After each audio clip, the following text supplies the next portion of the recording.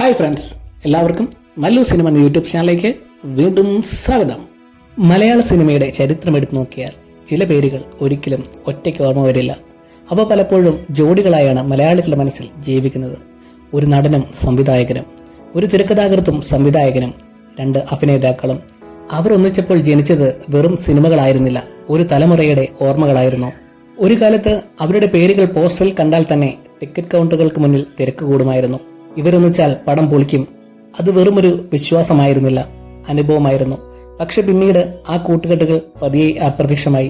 പുതിയ സിനിമകൾ വന്നു, പുതിയ സംവിധായകർ വന്നു, പുതിയ താരങ്ങൾ വന്നു. എന്നാൽ ഒരു ചോദ്യം ഇന്നും ആരാധകരുടെ മനസ്സിലുണ്ട്: ഇത്രയും വിജയങ്ങൾ സമ്മാനിച്ച ആ കൂട്ടുകെട്ടുകൾക്ക് പിന്നീട് എന്താണ് സംഭവിച്ചത്? അതിൽ പ്രധാനപ്പെട്ടത് നമുക്കൊന്ന് പരിശോധിക്കാം. 1980കളുടെ അവസാനവും 90കളുടെ തുടക്കവും മലയാള സിനിമയിലെ ഏറ്റവും സുരക്ഷിതമായ വിജയ ഫോർമുലകളിൽ ഒന്ന്. ഒരു വശത്ത് പ്രിയദർശന്റെ അതുല്യമായ സിനിമാ ഭാഷ, മറുവശത്ത് മോഹൻലാലിന്റെ സ്വാഭാവിക അഭിനയം. ഇവർ ഒന്നിച്ചപ്പോൾ പ്രേക്ഷകർക്ക് കിട്ടിയത് സിനിമകളല്ല, ആഘോഷങ്ങളായിരുന്നു. ചിത്രം, വന്ദനം, കിലുക്കം, അഭിമന്യു, മിന്നാരം, തേന്മാവിൻ കൊമ്പത്ത്, ഈ പേരുകൾ കേൾക്കുമ്പോൾ തന്നെ ഇന്നും മലയാളികൾക്ക് ഒരു പ്രത്യേക സന്തോഷമുണ്ട്. അന്ന് സോഷ്യൽ മീഡിയ ഇല്ല, യൂട്യൂബില്ല. പക്ഷേ അവരുടെ ഓരോ സിനിമകളും വർഷങ്ങളോളം ജനങ്ങളുടെ മനസ്സിൽ ജീവിച്ചിരുന്നു. അതിന് പ്രധാന കാരണം ഈ കൂട്ടുകെട്ടായിരുന്നു. പിന്നീട് പ്രിയദർശൻ ബോളിവുഡിലേക്ക് പോയി, ഹിന്ദിയിൽ തുടർച്ചയായ സിനിമകൾ ചെയ്തു. മോഹൻലാൽ മലയാള സിനിമയിൽ പുതിയ പരീക്ഷണങ്ങളിലേക്ക് തിരിഞ്ഞു. അങ്ങനെ ഒരു കാലത്ത് എല്ലാ വർഷവും ഒരുമിച്ചിരുന്ന രണ്ട് സുഹൃത്തുക്കളുടെ സിനിമകൾ പിന്നീട് വിരളമായി. പക്ഷേ ഇന്നും ആരാധകർ കാത്തിരിക്കുന്ന ഒരു കൂട്ടുകെട്ടുണ്ടെങ്കിൽ അത് മോഹൻലാൽ പ്രിയദർശൻ തന്നെയാണ്. മലയാള സിനിമയിലെ ഏറ്റവും സത്യസന്ധമായ കൂട്ടുകെട്ട്. ഒരു സാധാരണ മനുഷ്യന്റെ ജീവിതം, അവന്റെ സ്വപ്നങ്ങൾ, അവന്റെ പരാജയങ്ങൾ, അവന്റെ നർമ്മം, ഇതെല്ലാം സിനിമയാക്കി മാറ്റിയ ആളാണ് ശ്രീനിവാസൻ. ആ കഥകൾക്ക് ജീവൻ നൽകിയ സംവിധായകൻ സത്യൻ അന്തിക്കാടും. ഇവർ ഒന്നിച്ചപ്പോൾ മലയാളികൾക്ക് ലഭിച്ചത് സിനിമകളല്ല, അവരുടെ സ്വന്തം ജീവിതത്തിന്റെ പ്രതിഫലനമായിരുന്നു. നാടോടിക്കാറ്റ്, സന്ദേശം, വരവേൽപ്പ്, ഇന്നും ആളുകൾ ആവർത്തിച്ച് കാണുന്ന സിനിമകൾ. അവരുടെ സിനിമകളിൽ വലിയ ഹീറോയിസം ഉണ്ടായിരുന്നില്ല, വലിയ ഫൈറ്റുകൾ ഉണ്ടായിരുന്നില്ല, പക്ഷേ ജീവിതമുണ്ടായിരുന്നു. ഇന്ന് 30 വർഷം കഴിഞ്ഞിട്ടും ആളുകൾ ഈ സിനിമ കാണുന്നത് എന്തുകൊണ്ടാണ്? കാരണം അവയിൽ ഇന്നും ജീവിതമുണ്ട്. കാലം മാറി, പുതിയ കഥകൾ വന്നു, പുതിയ തലമുറ വന്നു. അങ്ങനെ ആ കൂട്ടുകെട്ടും മലയാള സിനിമാ ചരിത്രത്തിന്റെ മനോഹരമായ ഒരു അധ്യായമായി മാറി.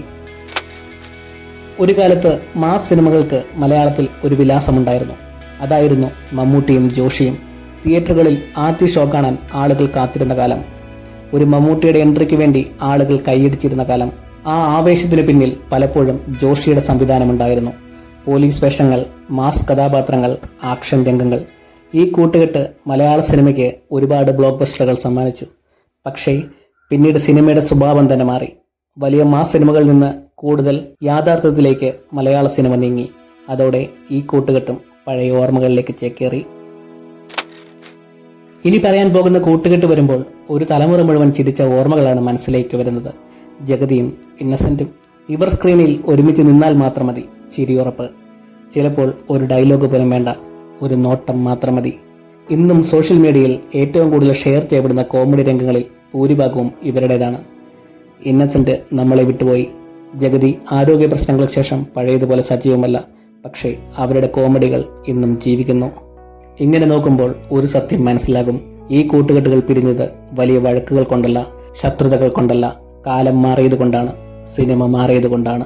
പക്ഷേ അവർ സമ്മാനിച്ച ഓർമ്മകൾ ഇന്നും മാറിയിട്ടില്ല. ഇന്നും ഒരു മഴയുള്ള ദിവസം കിലുക്കം കണ്ടാൽ നമ്മൾ ചിരിക്കും, സന്ദേശം കണ്ടാൽ ചിന്തിക്കും. ജഗതിയും ഇന്നസെന്റും വന്നാൽ അറിയാതെ ചിരിച്ചു പോകും. കൂട്ടുകെട്ടുകൾ അവസാനിച്ചേക്കാം, പക്ഷേ അവർ സൃഷ്ടിച്ച മാജിക് ഒരിക്കലും അവസാനിക്കുന്നില്ല. നിങ്ങളുടെ അഭിപ്രായത്തിൽ മലയാള സിനിമയിലെ എക്കാലത്തെ മികച്ച കൂട്ടുകെട്ടുകൾ ഏതാണ്? കമന്റിൽ അറിയിക്കൂ. മലയാള സിനിമാ വിശേഷങ്ങൾക്കായി മല്ലു സിനിമ എന്ന യൂട്യൂബ് ചാനൽ സബ്സ്ക്രൈബ് ചെയ്യുവാൻ മറക്കല്ലേ.